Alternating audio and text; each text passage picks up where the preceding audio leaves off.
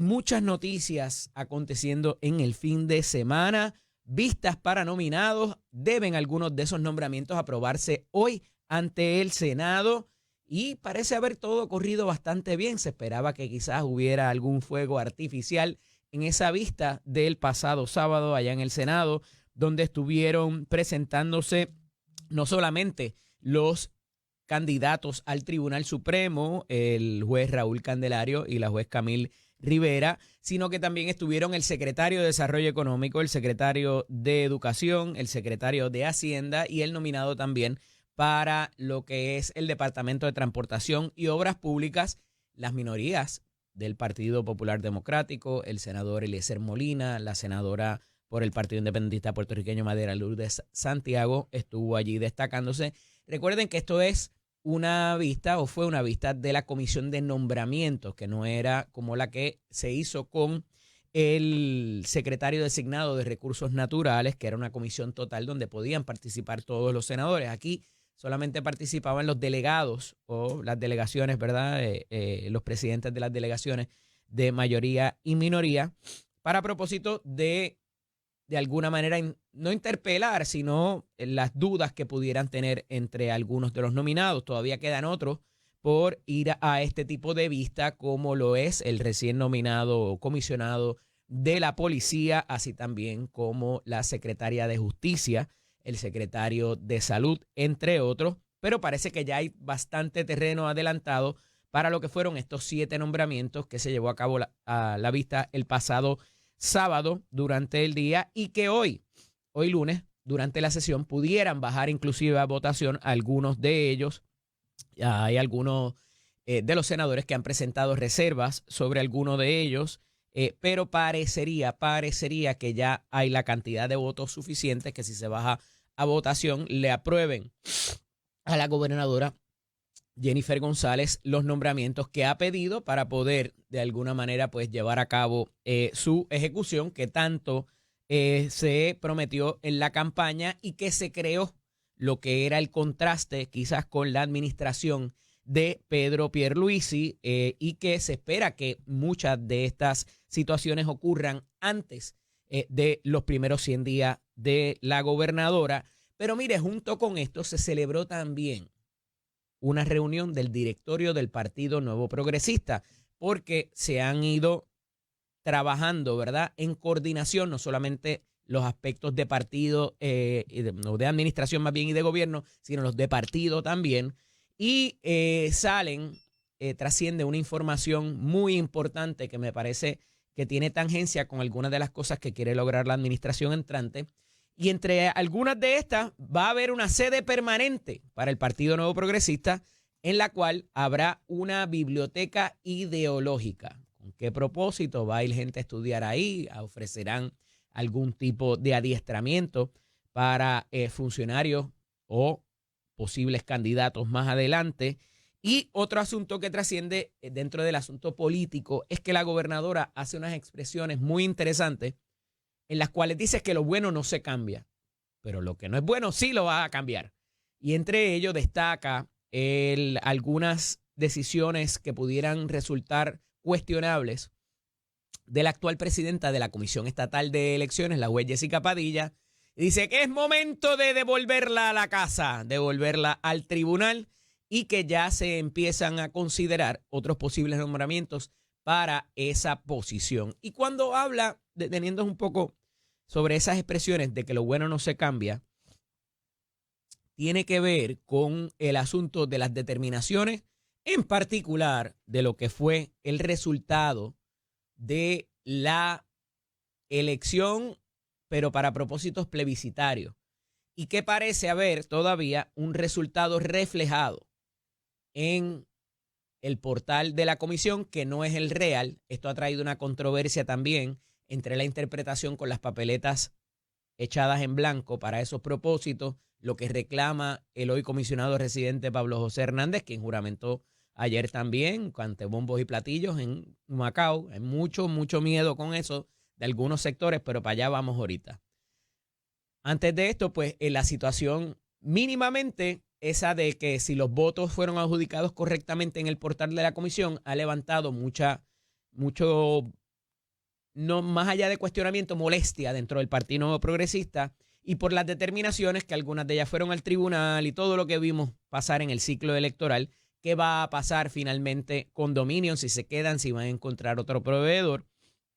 Así que todo eso está ahí. Parece que prontamente va a haber una nominación para, de alguna manera, pues, traer y sacar a la juez Jessica Padilla de lo que es la Comisión Estatal de Elecciones y todo lo que eso pudiera provocar para esa nominación desde el punto de vista de las minorías, que sabemos que, ¿verdad?, los votos no son necesarios, pero evidentemente tendrán algo que decir en cuanto a esa nominación y cuál vaya a ser el futuro también del Código Electoral, porque se revive otra controversia que tiene que ver con el voto adelantado. Y habíamos discutido eso aquí con la licenciada Ana Irma Rivera Lacén para propósito de, y yo creo que el horno no está para galletitas en cuanto a este respecto, pero vamos a ver por dónde aterriza esto, como siempre les digo, que es proveerle el voto y de manera adelantada solamente a lo que son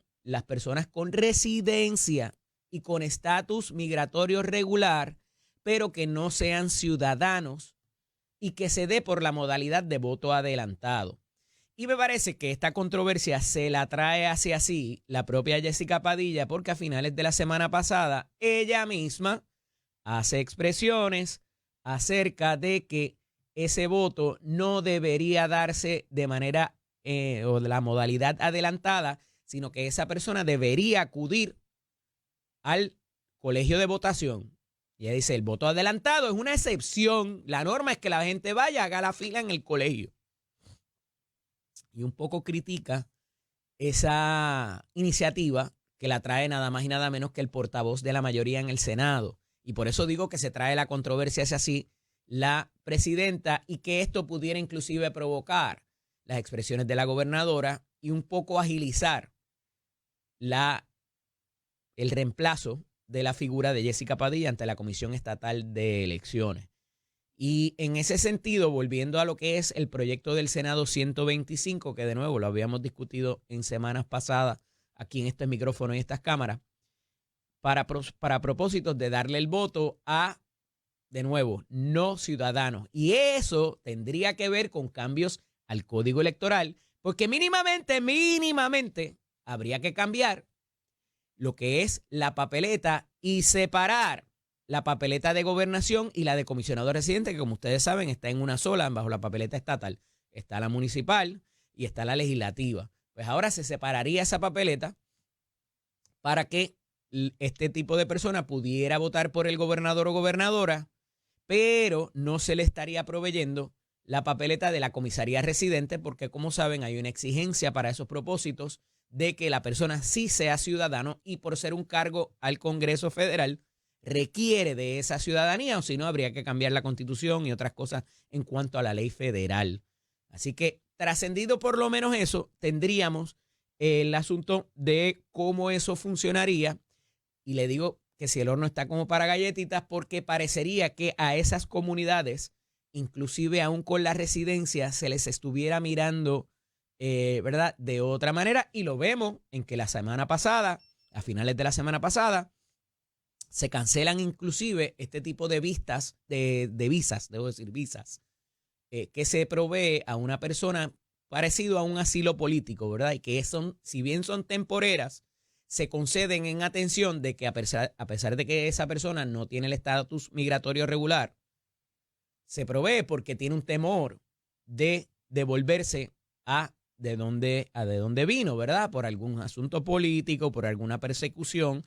Y esa era de las visas que más se protegía, ¿verdad? Y de alguna manera se reconocía por la razón filosófica de los Estados Unidos de proteger al inmigrante que viene de una persecución, que es lo que provoca que se funde la República y que está en los preceptos constitucionales para propósitos de gente que no se les dejaba practicar inclusive su religión, y que es el precepto que aparece, de hecho, en la Estatua de la Libertad. Dame tus débiles, dame tus hambrientos, que de eso se conforma esa sociedad, ¿verdad? Y esa es la filosofía que parece contrastar con lo que trae Donald Trump a la mesa. Y un poco quiero hablar de esto de Donald Trump también, porque les he dicho sostenidamente desde este micrófono y desde esta cámara que no necesariamente la cosa va a terminar siendo como Trump originalmente anuncia. Estas expresiones sostenidamente de Donald Trump van y terminan siendo otra cosa distinta de lo que se anuncia, pero provoca un efecto en esa persona allá afuera, inclusive los líderes internacionales. Y voy para allá ya mismo, porque evidentemente lo estamos viendo en estos últimos días en otro tipo de políticas que no es necesariamente los estados y los territorios. Miren, la Junta de Supervisión Fiscal señala que la Autoridad de Edificios Públicos, que lleva varias semanas diciendo no tenemos chavos, nos vamos a meter en el asunto de la reforma de la policía porque ahí hay unos chavos que nos toca reclamar para poderle dar el mantenimiento a los edificios, inclusive lo del cuartel de la policía. Y hasta ahí, eso parecía hasta razonable, ¿verdad? Porque las cosas han cambiado. Hay unos cánones de arrendamiento que pagan las agencias a la Autoridad de Edificios Públicos que pudieran parecer irrisibles, ¿verdad? O ridículos inclusive. Y ellos estaban buscando chavos para poder poner los edificios al día. Filtraciones, puertas rotas, aires acondicionados dañados, todo lo que ya sabemos cada vez que visitamos una agencia. En un país en quiebra. Y por eso es la Junta de Supervisión Fiscal le dice, pero ¿de qué tú estás hablando, hermano? Si tú tienes millones de pesos ahí sentados desde el 2022 que se te fueron asignados y no los has utilizado, ándate para los guardias. Y ahora, ¿quién podrá ayudarnos? Porque ¿qué estás pidiendo dinero si no has utilizado el que tienes? Y eso parecería ser una constante, inclusive en ciertas otras agencias y en ciertas otras dinámicas de lo que es inclusive la recuperación. Y hasta un miedo en accesar ciertos fondos por temor a no utilizarlos bien. Y esto, al final del día, requiere y trae la importancia. Mire, llámelo como usted quiera, pero esa figura del Cortés o del GAR, el GAR, el oficial agilizador de procesos, es necesaria. Porque más allá de preparar una propuesta, más allá de tener una relación con las agencias constante, consistente y efectiva, una comunicación, hay que tener los procesos al día para evitarnos multas, penalidades, quizás hasta convicciones, o tener que devolver el dinero. Porque el dinero, como el dinero federal particularmente, cuando lo asigna el Congreso es para programas específicos y ese dinero viene marcado, como le dice el americano, earmark, que como las reses que le ponen en el oído una marca, pues así viene el dinero federal. Y viene marcado y si le dice, usted tiene que comprar bolígrafos rojos, este dinero es para bolígrafos rojos. Usted no puede comprar bolígrafos azules o bolígrafos negros. Porque si no, cuando le auditen el programa, va a tener la consecuencia no solamente de tener que devolverlos, pagarlos usted, sino que ese funcionario va a ser multado y una penalidad para la agencia. Y hasta si sostenidamente eso ocurre, pudiera entrar en un problema donde le pongan una sindicatura, cosas como las que hemos visto en el Departamento de Educación antes. ¿Pero por qué traigo eso? Porque me parece que más allá de manejar los fondos estatales ahora con la Oficina de la Inspectora General, con la Contralora que sostenidamente ha tenido también otras incidencias en las agencias, es importante porque esas reglas, y recuerden que como siempre le digo, la regla de oro es que el dueño del oro pone la regla. Y hay que estar al día en el cambio de esas reglas porque a veces por política de las administraciones esas reglas cambian.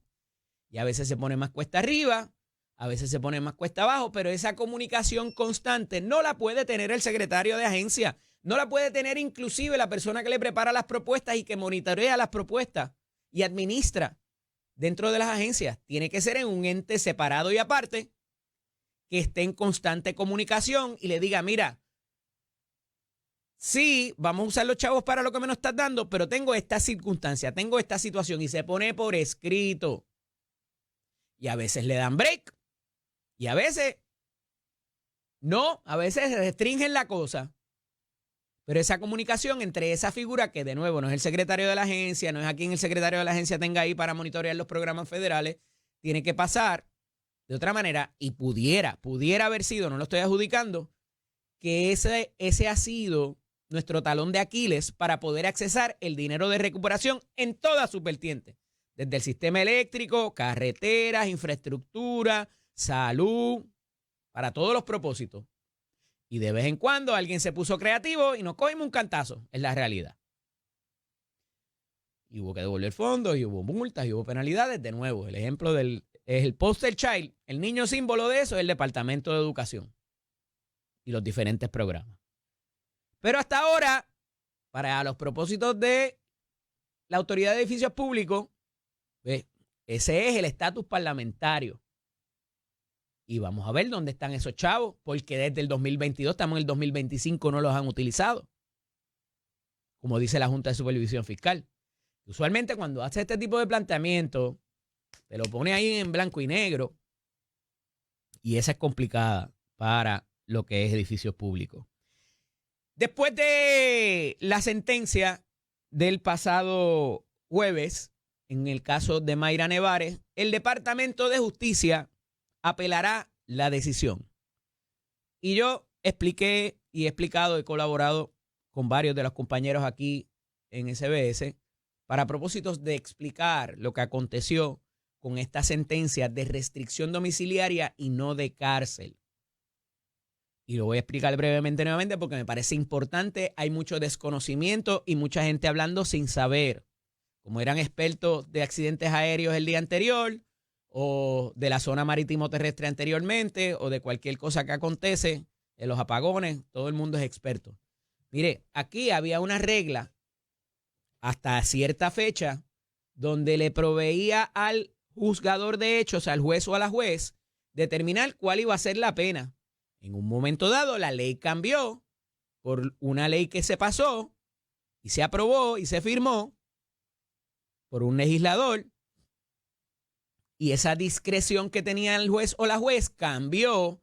Y de ese momento en adelante, no podemos ir hacia atrás, de ese momento en adelante, ahora el juez o la juez está restricto a imponer cárcel mínimo 15 años cuando ocurre el famoso hit and run, o como les he dicho anteriormente, cuando también hay embriaguez y ocurre una muerte o grave daño corporal.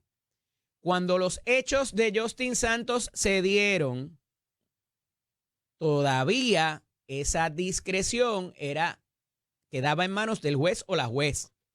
Ahora cambió. Ahora el juez o la juez está atado a lo que dice esa nueva ley, que es una iniciativa de Ramón Luis Cruz Burgos y se le reconoce. ¿Y por qué esto es importante? Porque esta determinación de política pública del Departamento de Justicia, liderado por la secretaria Janet Parra, va a mirar el elemento de discreción de ese juez, de esa juez, Wanda Cruz, para no imponer cárcel e irse en los 15 años de restricción domiciliaria. Y si esa discreción fue abusada de acuerdo al informe de sentencia y a todo lo que ocurrió en el caso. Y a esos jueces de instancia, porque el juez apelativo, recuerden que ve papeles y los argumentos de las partes. Ellos no estuvieron en sala mirando a esos testigos, mirando la prueba de primera mano, y por eso se les reconoce una deferencia a ese juzgador de hecho que sí estuvo en sala mirando en buen español el demeanor, la conducta no verbalizada de ese ser humano que se sentó allí a testificar y que estuvo mirando al acusado o a la acusada. Y los argumentos de los abogados verbalmente, porque a veces verbalmente es una cosa y cuando lo pones por escrito es otra, para bien o para mal. Trascendido eso, para revocar una determinación y entender que hubo un abuso de esa discreción se requieren tres cosas. PPP: prejuicio, pasión o parcialidad. Y eso es lo que examina ese panel de 3 jueces en el tribunal apelativo, si esa juez abusó de su discreción, considerando todos los elementos que tenía a su haber en ese momento de dictar la sentencia. Y eso es lo que va a solicitar el Departamento de Justicia. Y me parece que con todo lo que hemos visto desde afuera, y es muy injusto quizás justificar o criticar a la juez sin saber todo lo que ella tuvo y estuvo mirando, y lamentablemente los jueces no se pueden defender públicamente, hacer expresiones públicas. Pero en ese sentido, ciertamente la juez en ese momento dado, cuando se dieron esos hechos, tenía la discreción de sentenciar conforme a las maneras que hay para extinguir una pena. Y una de ellas es la restricción domiciliaria. Que debió haber impuesto por lo menos 2, 3, 4, 5, 10 años de cárcel de los 15. Eso se examinará conforme a derecho y qué elementos ella tuvo al momento, y se solicitará la transcripción de la vista y de ese informe de sentencia, y de ahí se tomará la decisión. Así que antes de hablar sin saber, y este caso es bien distinto al del otro exponente del género, que arrolló los caballos, y hay mucha gente trayéndolos. No, imagínate, aquí es peor si matas a un caballo que matar a un ser humano. Mire, no hable sin saber. Y mucha gente desconocía esto que les estoy diciendo, que la ley en un momento dado cambió. Y por eso hay mucha gente por ahí hablando desde el desconocimiento. Así que cuidado con esto, es importante porque lamentablemente como sociedad hemos cambiado la ley para que esto no ocurra, pero continúa ocurriendo. Y usted lamentablemente tiene que estar consciente en caso de que lamentablemente le pase. Porque como siempre le digo aquí los viernes, con moderación, que usted no va a resucitar el tercer día según las escrituras. Hay gente que esa moderación, ya usted sabe por dónde deciden mantenerla, ¿no? Pero a esos efectos, a pesar de que usted cause una fatalidad, un grave daño corporal, Dios no lo quiera, usted tiene unos derechos que debería conocer y que su abogado se los traerá. Mire, a mí me formaron un piquete una vez allá afuera, porque yo estaba ahí recomendándole a la gente que se fueran de los accidentes. Nada más lejos de la verdad. Pero un buen abogado, en las circunstancias cuando se le trae el potencial cliente, usted le tiene que decir, si haces esto, te pasa esto otro, y si haces B, ¿verdad? Pues esto pasa. Y la percibes a las personas, como fue el caso del joven recientemente, que dijo, yo no voy a soplar, yo no me voy a someter a la prueba, llamen a mi abogado. Y pasaron horas en lo que consiguieron una orden. Y cuando tomaron la prueba y todo lo demás, pues muchas cosas habían pasado. Ese es su derecho y ese es el sistema en el que vivimos, le guste a usted o no. Porque el Estado está obligado a aprobar la convicción contra usted. Y el usted facilitar prueba para que luego lo enjuicien, pues imagínese. Y más cuando es parte de su cuerpo. Entonces usted tiene que conocer esos derechos porque el Estado tiene muchos recursos para procesarlo. Y hay gente que dice, no, pero imagínate, porque si seguimos así, por eso es que estamos como estamos, porque no hay consecuencias. Sí, pero tampoco puede haber abusos. Y han habido muchos abusos en el pasado, ustedes lo saben. Pero nada, ya está aquí con nosotros Ramón Torres, hablaremos con él dentro de pronto. Y ya está aquí conmigo el representante Ramón Torres. Buenos días, Ramón, bienvenido. Buenos días, Eddie, buenos días a ti, a todos los que nos ven a través de todos los medios. Agradecido, un lunes más, contento. Así es, así es. Me gustan los lunes, porque empiezo aquí en Nación Z. Mira, y antes de preguntarte, y un poco quitándote el sombrero de representante y como abogado litigante, yo digo que siempre hay 3 lados de la vela, Ramón. Uno cuando tú eres la víctima, uno cuando tú eres el victimario, lamentablemente, ¿verdad? Aunque sea inconscientemente, y otro cuando es un extraño. Y ahí entonces damos cualquier tipo de opinión. Y entonces yo puedo entender el lado humano de sentir por la víctima, ¿verdad? Porque no es lo mismo que te pase a ti o que te pase a alguien que tú quieres mucho, o en el otro caso, en el otro lado, cuando tú eres el que provocas la acción por algún, ¿verdad? Algún tipo de inobservancia de la ley, por decirlo bonito. Pero cuando es un extraño hablamos de todo y tú sabes, y queremos cambiar la ley y un montón de cosas. Camínalo. Mira. Mira, difícil la pregunta que me acabas de hacerme, ¿verdad? Yo por mi naturaleza, yo vengo de ser abogado litigante Sí. de casos criminales y ahora pues soy representante, es otra faceta totalmente distinta, pero totalmente de acuerdo. O sea, nos hemos acostumbrado a querer opinar de todos los temas, a veces sin el conocimiento completo. Ahora mismo somos expertos en accidentes aéreos, Sí. por lo que sucedió en Estados Unidos Y esta antes semana. de la zona marítimo terrestre Y de la antes de Palmera. así que me parece a mí que... Y antes de eso de apagones. Y de apagones y antes de eso de procesos políticos de escrutinio. Ah, de escrutinio, ¿verdad que sí? Pero me De parece voto que lo que adelantado. estás haciendo es correcto. Me parece que la discusión que estás trayendo es correcta. Aunque comparto el contenido de lo que estás diciendo, no solamente en el contenido, sino en traer el tema Sí. a los medios nacionales Ujú. y traer la opinión, ¿verdad? De lo correcto, ¿verdad? Y queda mucho por hacer Sí, legislativamente muchísimo, en estos muchísimo. temas, porque estamos viviendo esa conducta lamentablemente que es criminal, es antijurídica, es ilegal y sigue pasando, ¿verdad? Porque algunos dicen que es el latino, Y- no es... Y yo creo que lo más importante necesariamente aquí es puertorriqueño. que las personas entiendan que el derecho no es ni blanco ni negro. Hay muchos matices de gris en Claro. el medio. Y el aplicar el derecho es lo que es más difícil. Por eso es que uno se tarda tanto en estudiar esto y Por eso algunos abogados cobran no tanto. necesariamente lo justo es lo correcto. Eso es así. Pero nada, mira, vamos a hablar de cosas más entretenidas. Ayer juramenta Pablo José Hernández, se despide Jesús Manuel Ortiz y vimos allí un himno nuevo, un logo nuevo. So, parece seguir las recomendaciones en cuanto a la marca, pero se acabó el pan de la tierra y la libertad. Ya no hay. No, ahí Ninguna de las tres. Sigue habiendo, Estaba el logo sin pan, tierra y libertad. sigue habiendo se nos pan, acabó. sigue habiendo pan, tierra y libertad. Ajá. El logo de tiempo en tiempo se reforma, se reformula. Sí. Inicialmente era la pava aquella con la No ha hecho silueta. no ha hecho ningún efecto. Con la Han seguido sacando silueta menos vieja, silueta vieja. Ajá. Pero eso va a cambiar. Pero la silueta vieja No, me en algún imagino. momento se cambió, en algún momento no lo tenía, en este momento pues se reformuló. Es la reformulación del partido, es la refundación del Sí. partido. Pero mira, lo importante no fue lo que sucedió ayer. Lo importante es lo que sucedió después de lo que sucedió ayer. Ya hay partidos por ahí ¿Que tirándole. recogieron chavo? Tirándole. Claro que sí, se hizo una actividad buenísima después. Después hablamos de eso. Ya me dijeron, ya me Pero dijeron. ya hay partidos por ahí en la voz de Ana Irma, ¿verdad? Del Movimiento Victoria Ciudadana, tirándole a lo que sucedió ayer. Lo que demuestra es una sola cosa. El miedo que le tienen al Partido Popular. Dijo, los discursos y las tácticas del pasado no representan el futuro de Puerto Rico.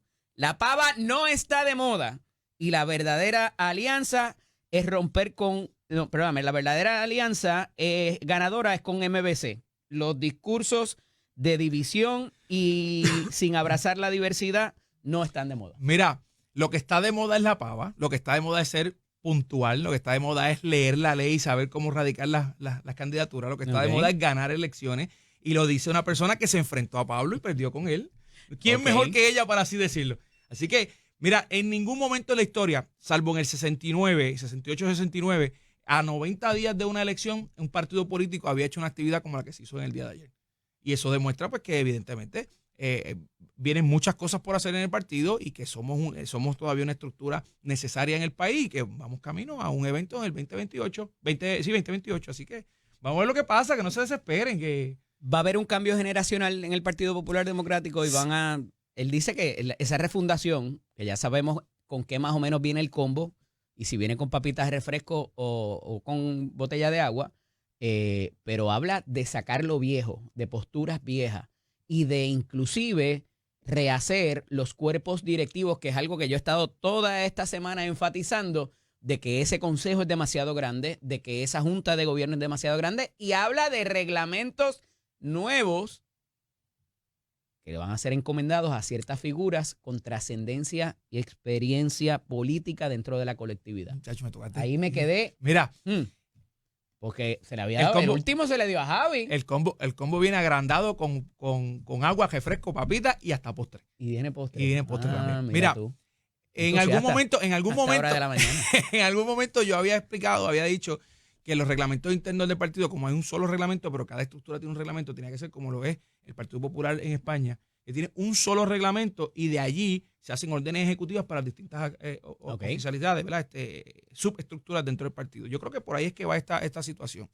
La otra que me toca es el hecho de que se van a utilizar personas que... Con un vasto con conocimiento, vasto conocimiento. político. Bueno, la política ya no es algo artesanal en donde yo creo que por aquí me siento aquí y hablo contigo y yo creo que de ahí saco una estructura. La política es científica. hay que sentarse, hay que reformar, reestructurar, y el Partido Popular, lo viejo que él se refiere que hay que sacar, son las actitudes del pasado, el no ser puntual. De hecho, hoy hay una reunión, una conferencia legislativa a las 9 de la mañana, puntual, fue lo que escribieron. O sea, que no es a las 9:10, no es a las 9:15, es a las 8:55 que hay que estar en esa reunión. Y va a ser el presidente de la colectividad con los portavoces y la delegación completa de Cámara y Senado. Ambas delegaciones en la conferencia legislativa, y posteriormente a eso me parece que hay una conferencia. ¿De cuánto es esa delegación ahora en Cámara y Senado? 13 en Cámara y 5 en Senado, son 18. Ok. Sí, yo nunca fui. Sí, 18 compañeros que vamos a estar ahí. ¿Qué debe pasar allí, Ramón? Bueno, allí debe pasar que la primera reunión con el presidente, con el nuevo presidente, yo creo que lo más importante es establecer una ruta hacia dónde nos vamos a dirigir, un plan de trabajo para los próximos 5 meses. Ya el mes de enero no cuenta, ¿verdad? 5 meses en el sentido de culminar el año fiscal, ¿verdad? Tratando de tirar la línea por donde la legislatura va a receso, ¿verdad? Y que ciertamente las responsabilidades que cada uno de nosotros tengamos, que la primera tiene que ser que nos pongamos al día en las cuotas. Y me aplico la cosa a mí mismo, ¿verdad? Eso es lo primero que tenemos que hacer todos los populares que hemos sido electos bajo la insignia, incluyendo los legisladores municipales. Y por ahí, ¿verdad? Por ahí es que tiene que ir la cosa dirigida a establecer lo que va a ser la nueva refundación. El partido, ayer se presentó una nueva versión del himno Al de Arriba, que yo creo que llega. Yo vi gente allí. Hay 2 estrofas que cambiaron nada más. Por eso, pero al cambiar la refundación y yo creo que toca el sentimiento. Yo creo que toca a lo que los populares están esperando. ¿A quién? Porque hay generaciones nuevas que no saben qué es Al de Arriba. Y ahí no da vergüenza menos. Exactamente. Hay una generación que sí lo conoció y que estaba esperando que esto sucediera, y hay una generación que no lo conoció, que la responsabilidad es llevarle ese mensaje y demostrarle una cosa, que yo creo que el mensaje de Pablo, lo más importante que dijo fue que aquí somos un partido que no nos da vergüenza decir que somos populares y que nos enorgullecemos de decir que somos estadolibristas y no lo escondemos.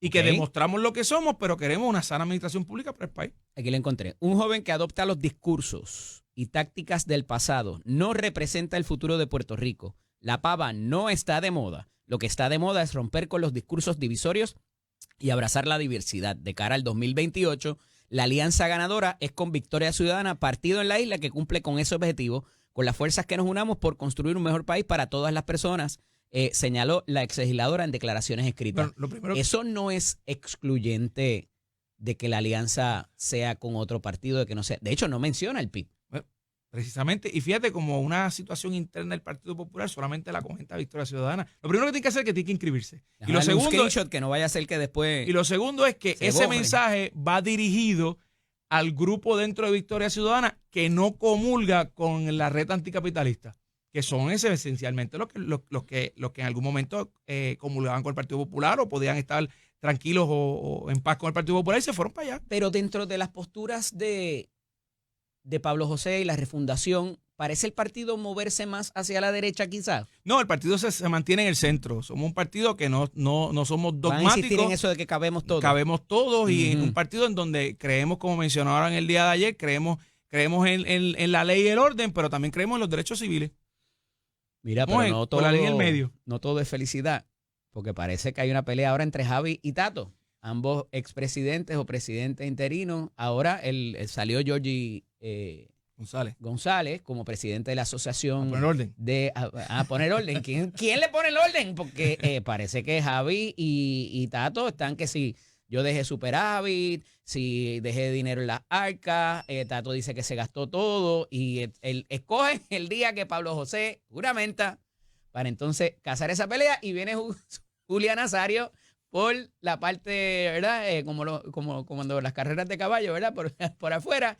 Y le dice, yo quiero una auditoría, vamos a ver qué hay ahí, porque todo lo demás es especulación antes de la auditoría. Quiero que me hables de eso cuando regresemos de la pausa, porque me parece que el timing es fatal, como siempre escogen algunas figuras en el PPD para toda esta controversia y donde pudiera terminar también, porque ya a Javi se le habían hecho señalamientos en Villalba. Esto es Nación Z con el licenciado Eddie López. Estamos dialogando con el representante Ramón Torres. Ramón, y nos quedamos hablando de los asuntos del Partido Popular y cómo ayer parecería ser un buen día, opacado por una noticia que tiene que ver con la Asociación de Alcaldes. Pero antes de ir para allá, estas inclusive las expresiones, y por eso las repetí, de Ana Irma Rivera Lacén, pondrán a temblar a más de uno en el PIB, porque ella habla de la alianza, pero no menciona el partidito del PIB. Y entonces, ¿pudiera ser una alianza al lado de acá? Bueno, nunca se descarta nada, ¿verdad? En política, número uno y número dos, pues esa conversación deben tenerla entre ellos. Y a diferencia de ellos que sí hablan y comentan sobre lo que estamos haciendo internamente en el partido. Porque no hubo desprendimiento, no hubo fraternidad en esa alianza. Eso se advirtió.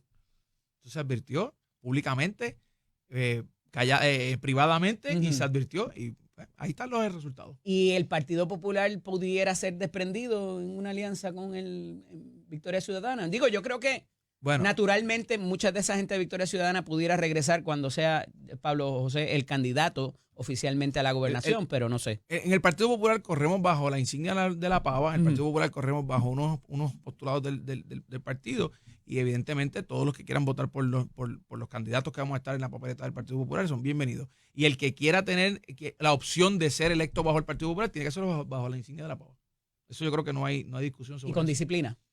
Ciertamente la disciplina llega, esa famosa disciplina del partido que todo el mundo habla que exige, llega cuando el trabajo es no la ha habido, Ramón. Por eso, y ahora tiene que haberla, pero la disciplina no se exige, la disciplina se gana, la disciplina hay que ejercerla. Alguien hace algo, las acciones tienen consecuencias.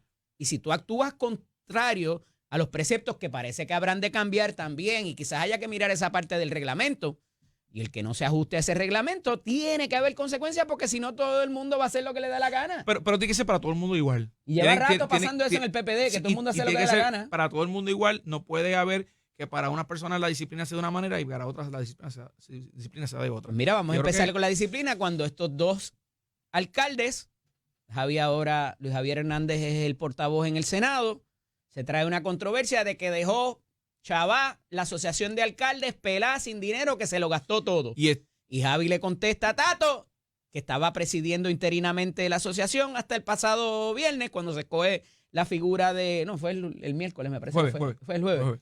Se escoge la figura de Jorge González, de Jorge González, alcalde de Jayuya.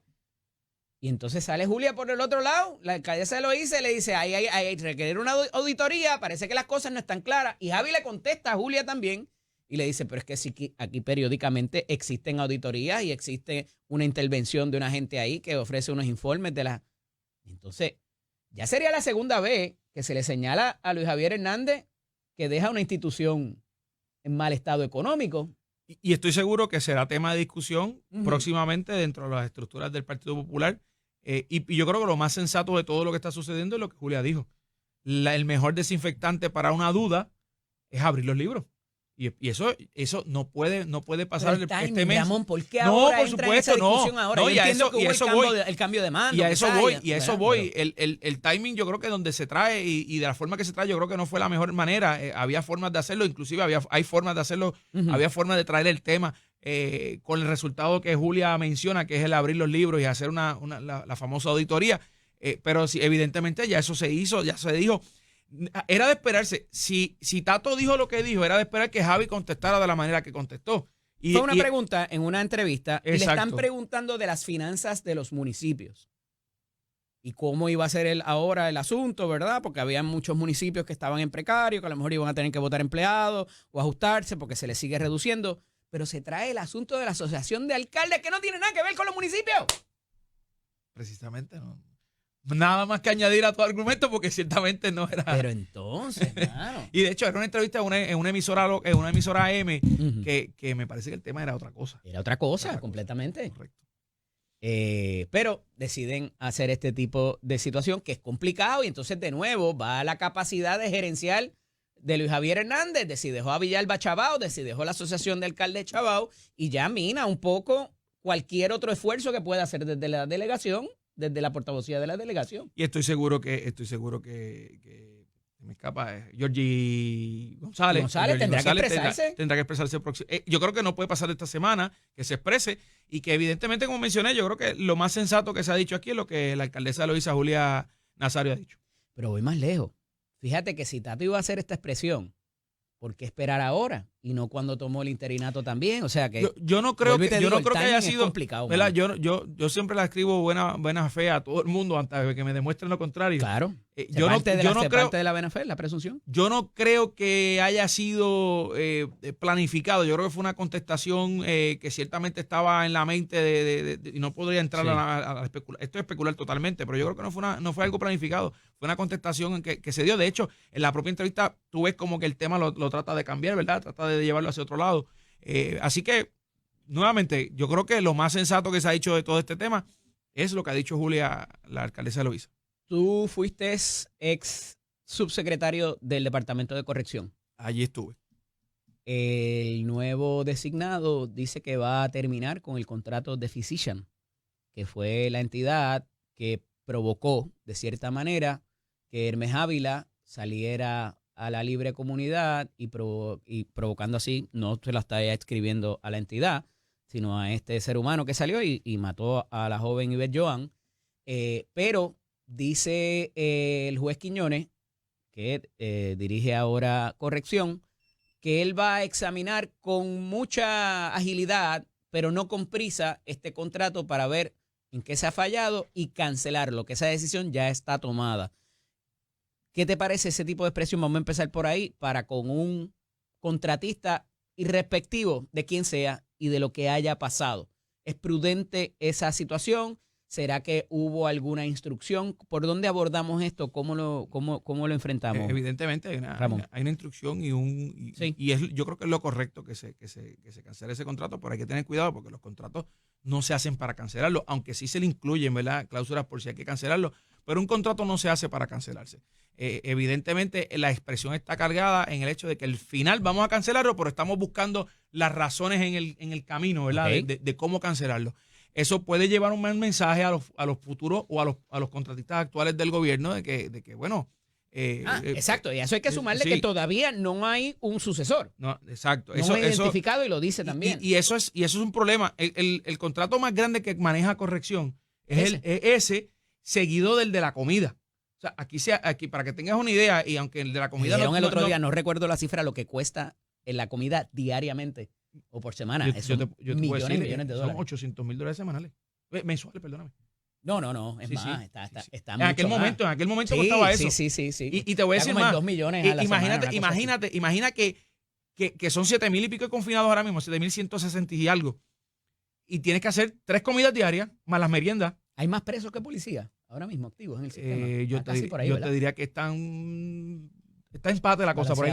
Sí. Lo que pasa es que a los confinados, pues, todo el que está confinado y los policías que dicen que están activos en el papel no necesariamente están activos, porque pueden estar por de vacaciones, o pueden estar por enfermedad, o pueden estar por el fondo, pueden estar activos militarmente, así que, pero el tema principal. Me traes esa situación del efecto que envía inclusive a otros contratistas también. ¿Es bueno, es malo el ser tan público en cuanto a esto? ¿No era mejor quizás ubicar la disposición y entonces anunciar la cancelación? Pero entonces sí, pero también manda un mensaje de que vamos a estar pendientes a lo que las acciones que están tomando a todos los contratistas, de que tienen que hacer las cosas correctamente, como lo dice el contrato, porque de lo contrario, pues evidentemente se puede cancelar el contrato. Me parece a mí que, ¿verdad?, el juez Quiñones toca distintos temas en esa entrevista. Sí. Y toca los temas principales de lo que es de cómo se trabaja en corrección, lo que son los confinados, los familiares de los confinados, que es un grupo bien importante, los empleados tanto civiles como oficiales, y evidentemente las relaciones que tiene que tener el Departamento de Corrección con la comunidad en materia de seguridad. Habla de la introducción de sustancias controladas y de objetos ilegales como los celulares, fentanilo. Yo creo que no esperaba menos. Yo creo que en la entrevista se tocaron muchos temas. Y es que era un tema ineludible. Igual que en recursos naturales hay otros temas, por ejemplo, el de los vigilantes, el de las bombas estas lo de Loíza, de la erosión costera, pero siempre va a ser, primero que nada, el asunto de la palguera. El más taquillero. En el caso de corrección, siempre va a ser el asunto de los servicios médicos a los presos, que, oye, encumbre un montón de cosas y evaluaciones. Por supuesto. A lo mejor habría que dividir ese contrato entre más. Bueno, podría ser, porque trabaja desde el que le da dolor de cabeza y le van a dar una Panadol hasta el que tiene una situación crónica que está encamado en coma, ¿verdad? y que tiene que recibir un tratamiento sumamente especializado para mantenerlo con vida. Claro. Así Pero de cierto tiempo para complicado acá es. en la agencia se trae un proveedor para un servicio, no una multiplicidad de proveedores, digo, porque obviamente lo hace Sí, más dividir atractivo la claro, cosa, a lo dividir la mejor, tú cosa. sabes, Sí, podría ser, y ahí sí. mismo puedes tener una mejor, Sí, podría ser. ¿verdad? Visión de si están haciendo buen trabajo o no, porque ellos mismos se... Habría que evaluarlo, claro. Estos son Ujú. contratos que se hacen por subasta, que no son responsabilidad tengo que ser responsable, no son responsabilidad del secretario. Ya, claro, Hay una claro. junta de subastas que determina cuáles son la agencia, la división determina cuáles son las necesidades y hay una junta de subastas que decide si ese contratista Un tiene o momento no. que se estaba investigando hasta el asunto de las llamadas, ¿te acuerdas? De los presos, como hacía las llamadas de Sí, las cómo hacer tarjetas la y todo llamada eso. a las tarjetas, los teléfonos. Eso Eso fue se llama Superman, el teléfono de la pared. Ajá. Sí. Mira, gracias por estar con nosotros. Gracias Te a esperamos ustedes. el lunes que viene para ver por dónde aterriza esto y a ver quién va a ser el secretario general. Muchas cosas todavía por saber del Partido Popular Pronto se va a Democrático. saber. A ver de qué. Yo tengo mis sospechas. Nombres interesantes y buenas y personas responsables. O sea que los que habían antes eran responsables. No. Que hay continuidad en la responsabilidad. Cuando Mira, regresemos. no me calientes con Juan Luis. No me calientes con Juan Luis. Que ya mismo está por ahí. Por eso te lo digo. Cuando regresemos hablamos un poquito más de los asuntos y a las 7:30 estará con nosotros la ex senadora Keren Riquelme. Esto es Nación Z con el licenciado Eddie López. Y mire, le decía ahorita con esto de los mensajes de Donald Trump, sí, mensajes, de que dice que son políticas y que va a ocurrir exactamente como se ha quizás escrito. Y tanto en su primer mandato como en este, se están enviando unos mensajes a ciertas personas, a ciertos grupos. Y más allá, si usted está en contra o a favor de las políticas o de los efectos que pudieran sentirse como estos de los aranceles tarifarios, que van a encarecer los productos, eso no es ningún secreto. Va a ocurrir porque obviamente vamos a terminar pagando más por los productos que compramos. Más allá de que el arancel sea contra ese país, somos nosotros, ¿verdad? Quienes en los estados y los territorios compramos los productos y se van a encarecer. Un poco ayer Donald Trump inclusive admite acerca de esa posibilidad, lo cual nunca había hecho. Pero al final del día, inclusive con estas políticas que parecen discriminatorias para el asunto del reconocimiento del género y la desaparición de asuntos de perspectiva en las agencias y amonestaciones inclusive contra empleados federales que insistan en cuanto a esto, ha habido, y hay que decirlo, un efecto fuera de Estados Unidos de ciertos líderes. Se liberaron personas detenidas en Venezuela. En la Franja de Gaza se están intercambiando rehenes. Y más allá de lo que a nosotros nos parecería unas políticas ridículas o de cierta manera, ¿verdad?, alocadas, el efecto que esto tiene para alguna gente allá afuera es que este tipo es imprevisible. Yo no sé lo que pueda hacer. Así que déjame alinearme y déjame dejar de chaval con J, porque mira lo que le hizo a este otro y mira lo que está diciendo. ¿Sabe Dios por dónde? Y ahí está el ejemplo de Petro en Colombia, ahí está el ejemplo de Mulino en Panamá, ahí está el ejemplo de inclusive el mismo Maduro, que mandan a un funcionario para donde Maduro, a hablar con él para el asunto de recibir las personas que se deporten de Estados Unidos. Y parece que con todo lo bully que puede hacer Maduro también, dijo, no, espérate, está bien, no, chévere, todo bien. Y en una reunión que duró menos de 2 horas, el tipo aceptó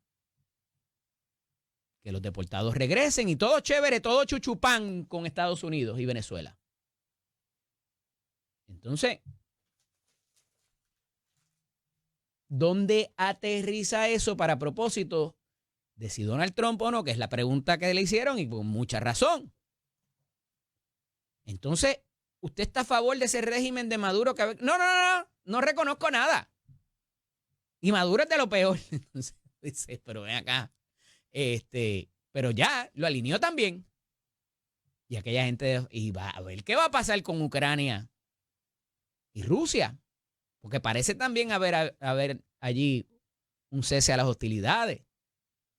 Entonces, muchas de estas políticas, a pesar de parecer ser internas, domésticas, lo que le llaman, están teniendo un repunte a nivel internacional.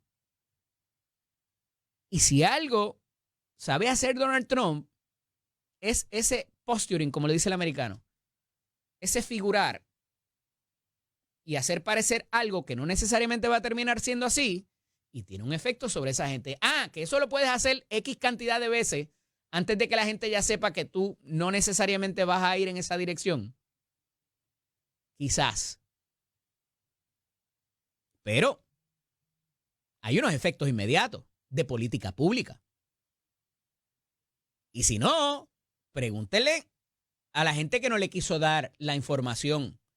Al líder de la eficiencia, Elon Musk,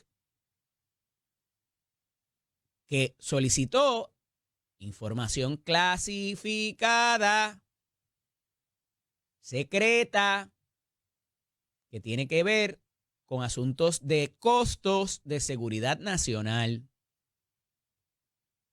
¿Está Elon Musk facultado para ello, teniendo una posición que no necesariamente pasa la mostaza constitucional y revisión del Senado? Yo tengo mis dudas, pero en tanto y en cuanto alguien no se queje, lo lleven al tribunal y determinen lo contrario,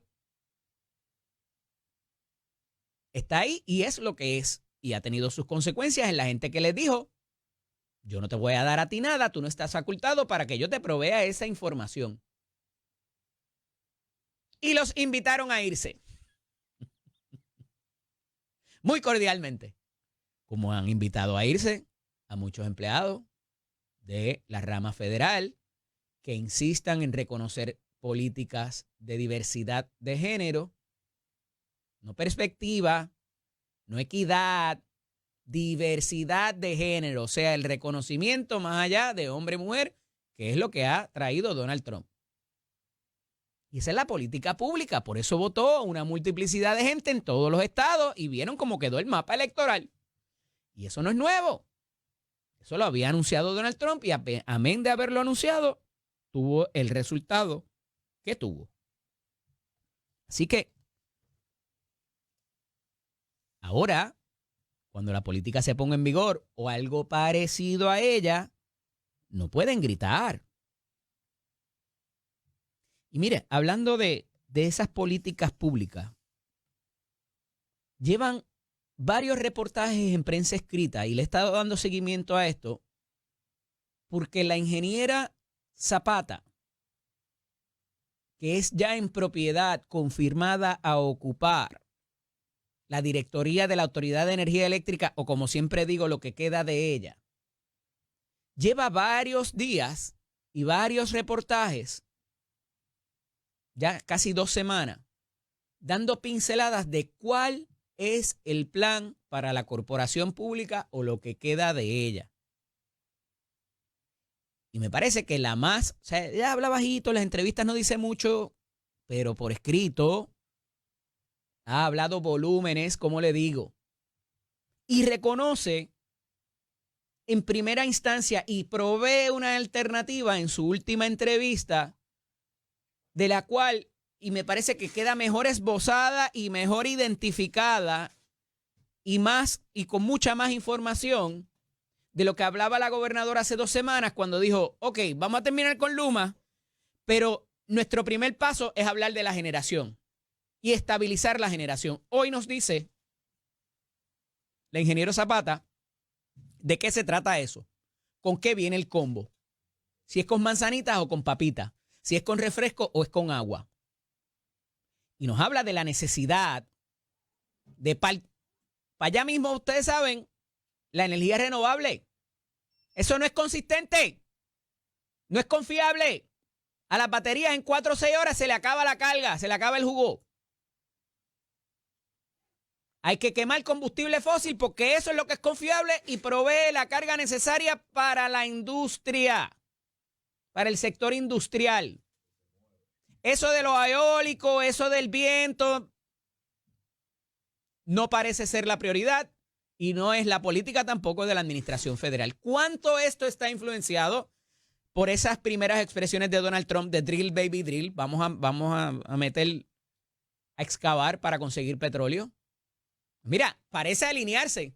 Hay otros secretarios de agencia designados, no confirmados, que están todavía como resistiendo la situación a las políticas de Donald Trump. Y la ingeniera Zapata parece abrazar esa línea por la cual va los lineamientos de Donald Trump y habla de una de las plantas que queme combustible fósil en el sur de Puerto Rico para no solamente poder de alguna manera tener y sustituir lo que dejaría de hacer AES. ¿Cuánto pudiera tomar esto y si va a estar a tiempo para cuando AES se vaya? Es la pregunta que sostenidamente he hecho desde aquí. Porque esa planta no se hace en 10 meses. Hay que ver dónde se ubica para ver qué tipo de permisos va a requerir de impacto ambiental, tanto de las agencias estatales como de las federales. Yo no tengo dudas de que el dinero, si es para esa tecnología, se vaya a ubicar y se pueda utilizar. Y sacar por lo menos 500 o 1000 megavatios que son necesarios ahora sin que se vaya a ese, pues estamos por debajo de la redundancia que deberíamos estar generando. Así que esta determinación de la ingeniera Zapata se ajusta no solamente a lo que ha dicho la gobernadora de estabilizar la generación, sino también a cómo se va a hacer, que el cómo siempre es importante, de acuerdo a las políticas federales. Y este tipo de anuncio me parece que bien estrategizado le abrirá puertas también en las agencias federales para la accesibilidad de permisos y de fondos. Y me parece que es un buen ejercicio. Esté usted o no a favor, no estoy adjudicando si es bueno la energía limpia o es mala, o nos debemos olvidar de esas métricas del 2050 de energía limpia. No estoy hablando de eso. Estoy hablando de que usted, si lleva la contraria, se le va a hacer más difícil su trabajo o no. Y ella ha encontrado la manera de comunicar, conciliada con la estrategia de quien la nombró al puesto y del dueño del oro, que es el que pone la regla. Y me parece que por lo menos la cosa le va a ir un poco más ágil que en otras instancias de otros secretarios que parecen resistir esos cambios. Y junto con esto tengo que hablar, y no tiene que ver con la ejecutoria del secretario designado, que deben confirmarlo el secretario de Educación, pero el mismo cuestionamiento que hacía la semana pasada con esto de las ciudades o municipios santuarios. Y es que nos dice el secretario que luego de haberse reunido, creo que con el cónsul y con las personas del Departamento de Educación que bregan con el día a día allí, se van a resistir a que se hagan operativos en la escuela. Ah, ¿y con qué éxito, secretario? Sabe que me aprecio y mi admiración, estudiamos Derecho, nos conocemos hace muchos años. Usted no va a permitir que haya un operativo. Ah, pero si traen una orden, ahí hay que dejarlo. Pues claro que hay que dejarlo. ¿Y a qué ejército, a qué policía, a qué Guardia Nacional usted va a llamar en caso de que le llegue allí HSI y se quiera llevar a los menores? ¿Qué va a hacer el director de la escuela o directora? ¿Qué va a hacer el guidance counselor, el consejero o el trabajador social? ¿Va a coger el rifle y va a poner ahí una barricada para que no entren los federales a llevarse a los muchachos? Hay que tener más cuidado. O sea, porque sí, es una postura, sí, por favor, no falten a la escuela, vengan que aquí van a estar protegidos. Yo no estoy tan seguro. Igual que esto de los municipios santuarios, va a tener su consecuencia en el dinero de los municipios y tienen que saberlo antes de que quieran sacar pecho y decir yo soy más bravo que el bravo. Mínimo en ese respecto. Y si hay operativos, de nuevo, ¿qué va a hacer el municipio? ¿Va a meter la guardia municipal a hacer barricadas allí? Porque otra cosa es ofrecer asesoramiento, otra cosa es ir a los tribunales y combatirlo. Pero de decir y proveer la falsa expectativa de aquí vas a estar seguro, no sé, tengo mis reservas de cómo eso pudiera terminar siendo. porque, de nuevo, es un enfrentamiento directo con los poderes que son, y más allá de la realidad en la práctica de cómo eso va a ocurrir y cómo se va a dar, vas a tener un efecto también donde discriminen contra ti por haber tomado esas posturas en la repartición del dinero. Dinero que esto puede decir que nos toca por fórmula o que, ¿verdad?, por ser ciudadanos americanos, por el reconocimiento de los municipios casi como los condados.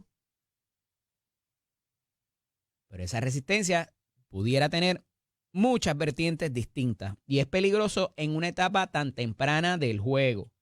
Pero ahí están los alcaldes que ciertamente han sido electos para no solamente defender los intereses de la gente que vive en sus municipios, pero yo no estoy seguro que deban meterse en el asunto de la política migratoria. Número uno, porque no hay mucho que puedan hacer y ese reconocimiento está ahí y el que no lo haga les está mintiendo. Porque ahí está un Gregorio Matías, ahí está un cónsul de los dominicanos diciendo, mira, esta es la regla y la realidad es que no estás en ley. Y la realidad es que ante ese marco fáctico, en la práctica, no hay mucho en lo cual te podamos ayudar. Le podemos ofrecer asistencia a tu familia, podemos darte asesoramiento para que regularices tu situación. Pero más allá de eso, enfrentar al aparato federal, y con esto les traigo otro asunto. Si esto va a seguir así, y van a seguir habiendo operativos todos los días o inclusive todas las semanas, en la práctica es muy difícil que esto se sostenga por el costo que tiene la implementación de los recursos. Y a menos que empiecen a contratar un montón de gente para hacer estos operativos, yo la veo complicada. Porque inclusive el procesamiento no está diseñado para sostener todas estas intervenciones y procesos de deportación. Y una de dos cosas va a pasar. O van a ampliar esa fuerza con el adiestramiento correspondiente, que eso va a tomar algún tiempo, o de cierta forma van a empezar a utilizar recursos que no necesariamente están en los territorios donde se hagan los operativos y las deportaciones. Y eso trae un peligro adicional que hay que explicarlo. Y me refiero, por ejemplo, a que si con usted intervienen aquí en Puerto Rico, usted no tiene, por ejemplo, sus documentos en regla, deberían proveerle la oportunidad para que un familiar o un allegado, un vecino, se los lleve a donde se va a celebrar el proceso. Pero si ese proceso, por ser tantos, no se celebra aquí, lo pone usted en una posición más difícil. Si se lo llevan para Miami o para Texas y entonces se celebra allá la situación. Así que es complicado en ambos lados de la verja, porque esa gente que está haciendo los operativos no está acostumbrado o acostumbrada a hacerlo todos los días. Y si termina siendo, como se ha dicho, de que hay un sistema de cuotas y que tienen que llevarse a X número de gente y que tengan récord criminal, además de las órdenes que pueden tener, manejar las confidencias, el traslado, que es complicadísimo, de las personas detenidas, los recursos de vehículos, el recurso humano. No está diseñado actualmente para eso, para tantas intervenciones. Entonces, ¿qué va a pasar en la frontera? ¿Cómo van a cuidar las costas en el caso de Puerto Rico? Porque tenemos que aterrizar eso aquí, en nuestra realidad. Esto va a tener otro efecto adicional y hay que irlo mirando. Si empieza entonces ya sea el Coast Guard o la Marina o como sea que militaricen la frontera, se van a detener los cargamentos de droga, se van a detener los cargamentos de armas ilegales. Eso no necesariamente es malo, pero va a tener una consecuencia. Y es que la droga se va a poner más cara y en los puntos va a haber controversia por los cargamentos que sí puedan pasar, porque eliminarlos de a raíz, eso no va a ocurrir. Y quien les diga eso, les miente también, le está vendiendo sueños. Pero va a acrecentar la violencia entre los entes del crimen organizado. Y lamentablemente, de cierto tiempo para acá, hemos visto cómo esos enfrentamientos entre los grupos de crimen organizado se llevan mucho inocente. Yo no creo que esto sea un secreto para las personas que dirigen los cuerpos y orden a nivel estatal y federal. Y yo estoy seguro que ya deben estar trabajando alternativas y estrategias para esto. Cuando la droga y las armas escasean, se incrementa la violencia. Eso es súper, no quiero decir razonable, pero es fácil llegar a esa conclusión. Así que esperemos ver eso pronto. Ya hay un comisionado de la policía que no necesariamente van a mirar su confirmación esta semana. Hay unos pasos adelantados con otros secretarios, como les decía más temprano. Y también qué va a pasar en términos de la legislación presentada, que parece ser más las iniciativas de los legisladores que lo que se llaman los proyectos de administración que presenta la gobernadora, que sabemos que las puntas de lanza es lo energético y lo que tiene que ver con lo contributivo. Y ahorita miraremos un poco más y afilaremos más el lápiz con la ex senadora Keren Riquelme a los efectos de qué pudiera pasar en cuanto a la legislación presentada y por dónde pudiera romper una y otra, y cómo esa legislación que en muchas instancias va a cambiar el marco de las leyes que habilitan esa agencia y lo que habrá de ocurrir en ellas con unos designados recientemente nominados. ¿Se habla con ellos de que se van a hacer esos cambios antes de escoger el puesto o de decir que sí? ¿Cómo eso pudiera aumentarles poder o quitarles poder? Ese es el ejercicio de administración de las agencias de gobierno que requiere de una voluntad y de un entusiasmo para lograr esa ejecución. Y a veces, el trastocar este tipo de disposiciones legales y cambiar cómo se ha hecho las cosas en las agencias provoca una falta de entusiasmo, provoca cuestionamiento, porque hay empleados que si por 30 o 20 años yo he estado y mi función es coger el papel de la bandeja A y ponerlo en la bandeja B, cuando le pones una bandeja C o cuando se la cambias a la F, o que ya no van a haber bandejas porque ahora se hace tecnológicamente, eso crea un problema y una disrupción y una molestia. Y el secretario o la secretaria es mala. ¿Y cómo va a ser eso si yo trabajé en un colegio y me van a cambiar ahora como yo hago las cosas? Y el reglamento ya no es como es. Todas esas cosas pasan en todos los cambios de administraciones, a pesar de a veces ser las administraciones de los mismos partidos. Y la gente lo sabe, se hacen los loquitos y se hacen los inteligentes. Y van a llevarle queja ¿a quién? ¿Dónde se quejan? ¿Cuál es el centro de queja? 1-800, quéjese. En la legislatura. Y van donde el legislador de distrito, en su mayoría, a decirle, mira, yo caminé contigo, yo pasquiné, yo trabajé el día de las elecciones cuando tú me llamaste. Y ahora este individuo me quiere cambiar de la bandeja A a la bandeja C o a la bandeja F.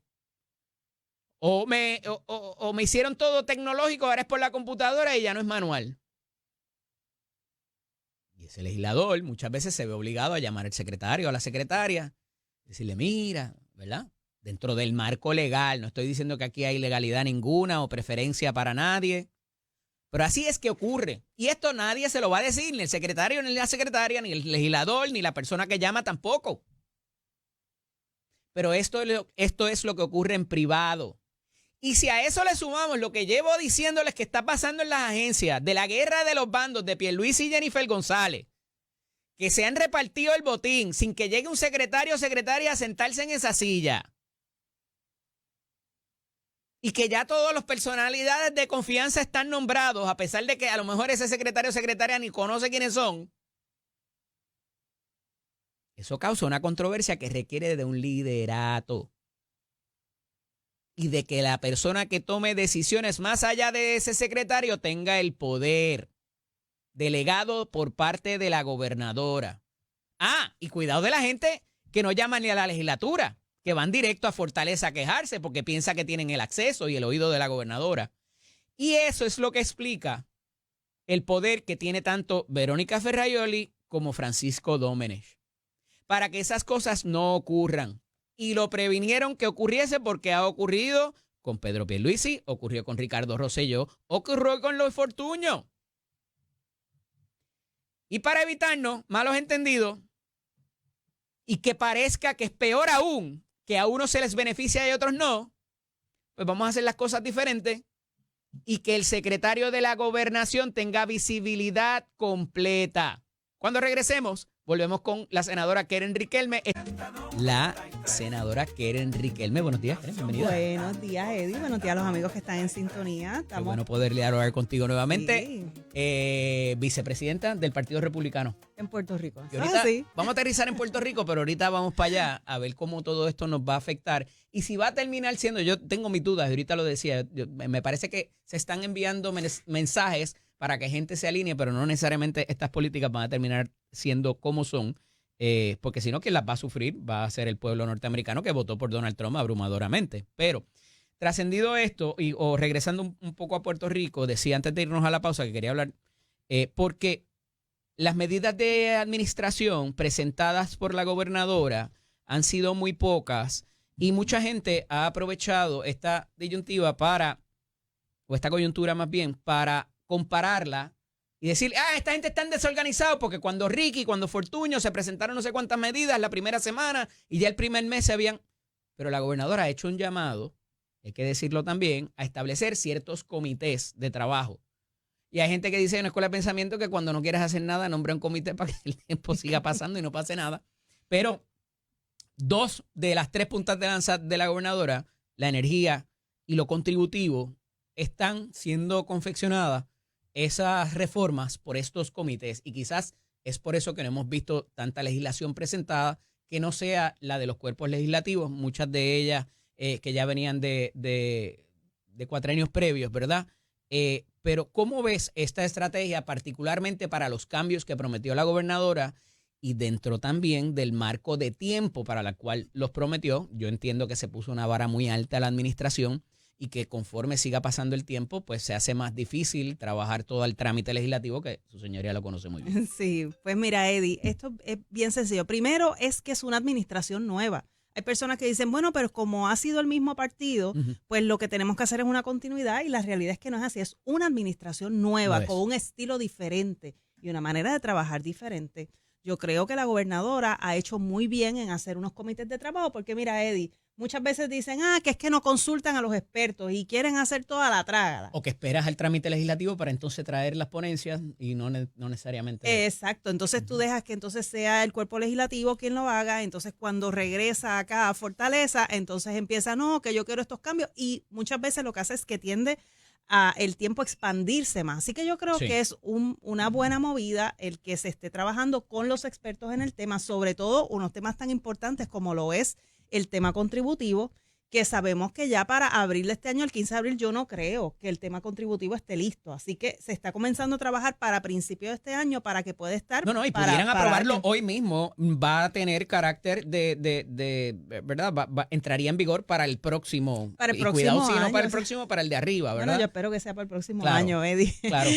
Y en cuanto al tema de energía, que sabemos que ese ha sido el talón de Aquiles de poder llegar a un consenso en cuanto a lo que es la reconstrucción. En efecto. Porque todo el mundo habla de reconstrucción, pero la realidad es que hay unos retos bien grandes en la reconstrucción que teníamos que enmendar definitivamente, cómo era que se estaba tratando el tema energético. Y eso es con los chavos asignados. Imagínate si no tuviéramos. Claro.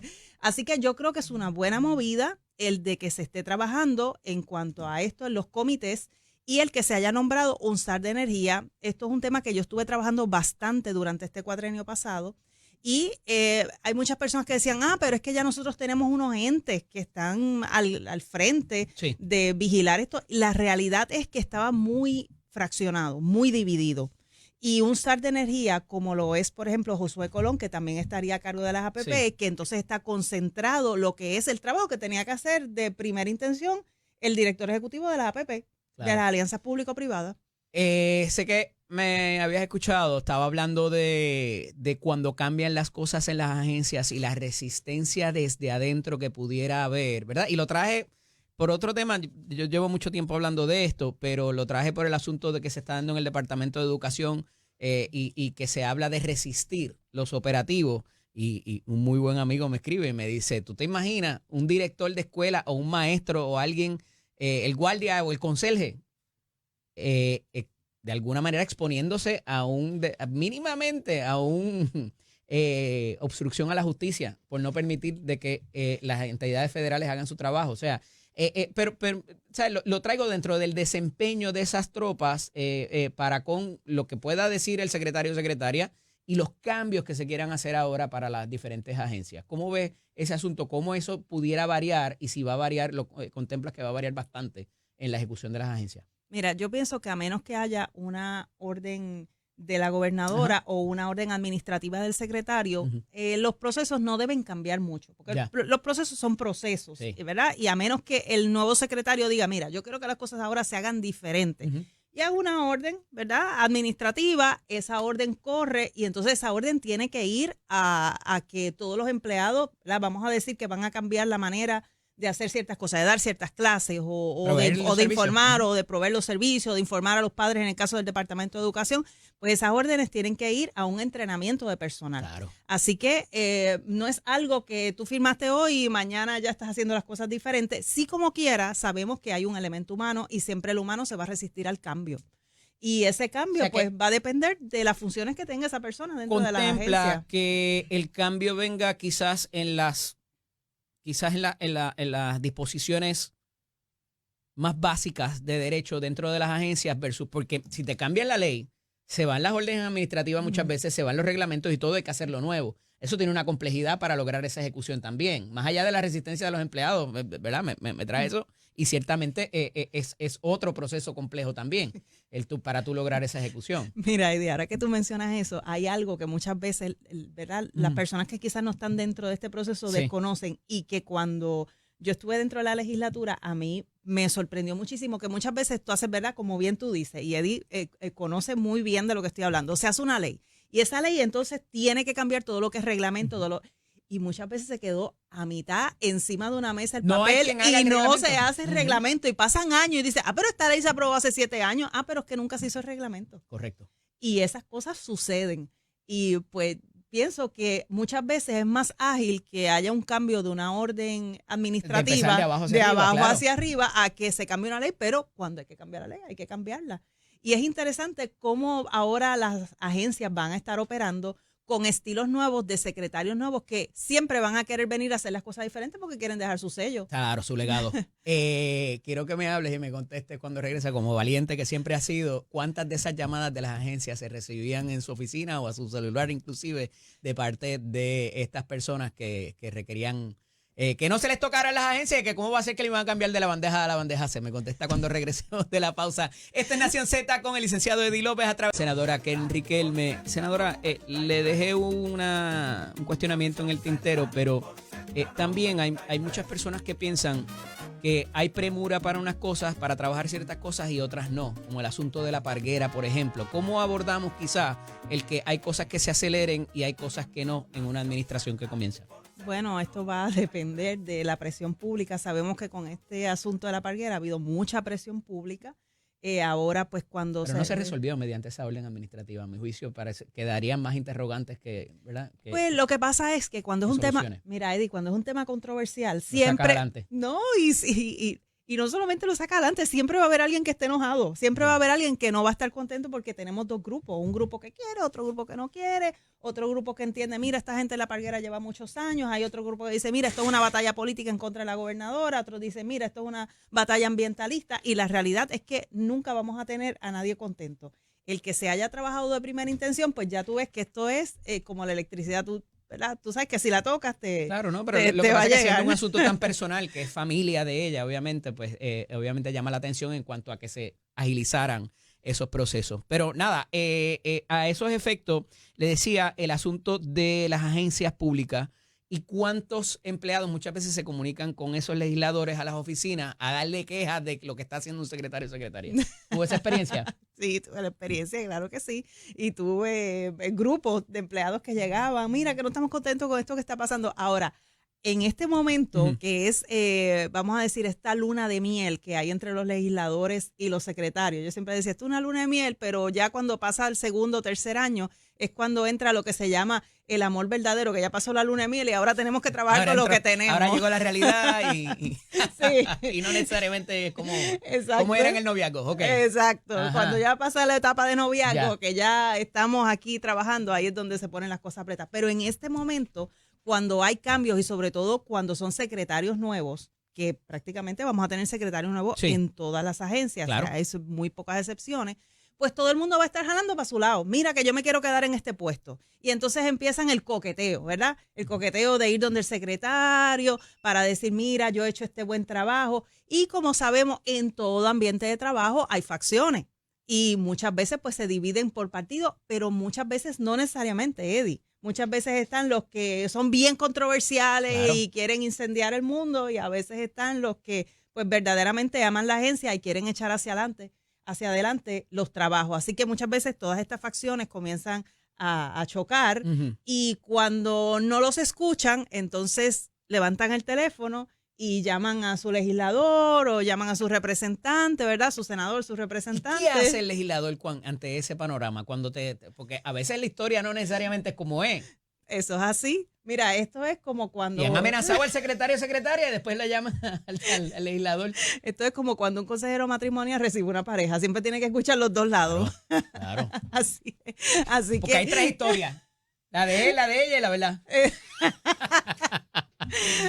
Ahora, vamos un poquito a las políticas de Estados Unidos que pudieran sentirse en el marco económico, inclusive en el encarecimiento de servicios, y un poco se había prometido de que todas estas iniciativas de Donald Trump lo que iban era a detener la inflación, pero parece que por ahora va a ser todo lo contrario y vamos a pagar más caro por los artículos inclusive de primera necesidad que compramos todos los días. Hasta la bebida, hasta la tequila va a salir más cara, senadora. Mira, no digas eso, que hoy es lunes y están los que bebieron el fin de semana tienen que estar ya sufriendo. Ajá. Pero mira, Eddie, cuando tú analizas cómo es que el presidente Trump ha estado ejerciendo su política pública, es bien interesante. Y vamos a tomar la crisis de inmigración con lo que pasó en Colombia. ¿Qué es lo que sucede? En Colombia montan a estos inmigrantes que tenían unos delitos, que estaban, ¿verdad?, con unas órdenes de aprehensión, los llevan a Colombia. Cuando aterrizan, el presidente dice, no, para acá no, y saca pecho, y hay otros presidentes de otros países que comienzan a felicitarlo, y de repente le dice, sí, pues te voy a poner aranceles, y voy a cancelarte las visas, y esto es lo que va a suceder. Entonces, ahí es que pega freno el presidente de Colombia, que hasta borró los tweets que había puesto, sacando pecho y toda la cuestión, y entonces el presidente Trump logra su cometido, que era lo que quería, que es esa mano fuerte. De momento hizo... Chillo. Pues mira, yo lo que veo es que esto más o menos es lo que está pasando entre Canadá y México. Si tú te fijas, cuando él comienza diciendo que va a poner aranceles a todo, incluyendo el petróleo, ahí entonces empiezan las fuerzas del otro lado a decir, espérate, pero el petróleo no. El petróleo no me le ponga el 25%, póngale solamente el 10%. Porque lo vamos a pagar nosotros. Lo va a pagar el pueblo completo. Y entonces yo entiendo que esa mano fuerte y eso que nosotros estamos viendo quizás va a ser algo momentáneo hasta que ellos digan, ok, pues te voy a ayudar a controlar la frontera. Ok, vamos a trabajar en conjunto. Interesante. Sí, porque si te fijas, incluso él se va súper extremo y dice, no, yo quiero que Canadá sea el estado 51. Y aquí todo el mundo dice que ¿qué? ¿Y Puerto Rico qué pasó? ¿Y Washington DC qué pasó? Que está en esta lucha hace tiempo. Así que creo que es interesante que el presidente Trump, incluso ahora Marco Rubio, que llega a Panamá, y dice, mira, yo puedo trabajar contigo, Panamá, pero tienes que dejar a un lado lo que estás haciendo con los chinos. De favorecer a los chinos. A los chinos y estar buscando inversión con los chinos. Podemos trabajar juntos. Y creo que esa va a ser la manera como el presidente va a trabajar. Puedo trabajar contigo, pero no me le puedes dar mucha coba a los enemigos de nosotros. Y al fin y al cabo, pues pienso que en Puerto Rico debemos producir más aguacates, más tomates. Y, ¿verdad? Eso en tono jocoso, pero en cuanto a lo que quizás nos pueda afectar, que son lo tecnológico, que China es quien ha estado, por ejemplo, fabricando los semiconductores, los celulares. Desde el presidente Biden hay una orden ejecutiva para que tanto en Estados Unidos continental como en terrenos americanos, entiéndase que Puerto Rico pudiera participar en esto, en ser más abiertos a esta fabricación y ser parte de todo este conglomerado de electrónicos. De hecho, esto fue una de las propuestas que yo hice para los microconductores o para los microchips, para traerlos a Puerto Rico, porque es parte de una política pública de seguridad nacional. Senadora, cuando regresemos de la pausa, quiero hablar brevemente, en los minutos que nos quedan, acerca de cómo ve la oposición conformándose. Ahora entra Pablo José a presidir el Partido Popular Democrático y si de alguna manera va a ser la piedra en el zapato de Jennifer González, se va a fiscalizar. ¿Cómo ve esa refundación que pudiera darse en el Partido Popular Democrático cuando regresemos de la pausa aquí en Nación Z a través de Telemundo y Z93? Regresamos ya mismito con la senadora Keren Riquelme y hablar de algunos otros asuntos también en los minutitos que nos quedan. Esto es Nación Z, aquí vive la... Continúo dialogando con la senadora Keren Riquelme. Senadora, esta refundación y promesas de Pablo José parece avivar un poco la llama del Partido Popular, que parecía estar en sus peores momentos. ¿Cómo ve esta posición y estas expresiones de Pablo José Hernández y lo que pudiera significar el Partido No Progresista para el próximo ciclo electoral, el Partido Popular Democrático para el próximo ciclo electoral? Sí, bueno, Eddie, en definitiva, estaba la gente muy desanimada dentro del partido, llega una figura nueva, hijo de un prócer dentro del Partido Popular Democrático. Pero si nos fijamos, es como algo cíclico porque ya había pasado durante Pedro Rosselló. Uh-huh. ¿A quién se enfrenta Pedro Rosselló? Pedro Rosselló se enfrenta a Victoria Muñoz, sí, la hija del fundador del Partido Popular Democrático.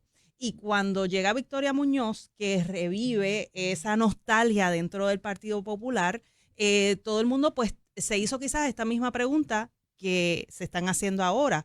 Ese enfrentamiento entre Pablo José y Jennifer. Uh-huh. Nosotros sabemos que Jennifer, como ha comenzado y así como seguirá, estará haciendo un buen trabajo, ¿verdad? Es mi impresión de lo que va a estar haciendo la gobernadora por cómo ha dado estos primeros pasos, como estábamos comentando, claro, acerca de trabajar en grupo, trabajar en equipo, traer soluciones reales para el ciudadano de a pie, no que se quede simplemente en burocracia y que se quede en oficina, sino que el que lo vive, el que está en la calle, el que sufre, pues pueda tener respuestas y respuestas ágiles. De ordinario, ahora, el candidato o el mismo comisionado residente, y le pasó a la gobernadora también, tienes mejores números que inclusive el gobernador o gobernadora, él sacó más votos que ella. ¿Cuánto esto pudiera representar una dificultad para la gobernadora para llevar a cabo su... Bueno, lo que pasa es que... Más allá de lo político. Sí, lo que pasa es que cuando tú analizas los números y cómo la gente corre las columnas dentro de dentro de tantos partidos y tantas opciones, pues quizás yo por lo menos no creo que pudiera ser un indicativo, pero hay que darle ese espacio. También pienso que el gran reto del Partido Popular Democrático va a ser el redefinirse, porque si tú te fijas, cuando yo estuve analizando las palabras de Pablo José, él... en vez de darles una propuesta, está buscando propuestas de la gente. ¿Qué es lo que ustedes buscan? Y dice que no es un partido dogmático. Senadora, así que va a ser un gran agradecido reto. De que estuviera con nosotros esta mañana. Sé que vamos a seguir dialogando, así que sumamente agradecido. Amigos, regresaremos nuevamente mañana.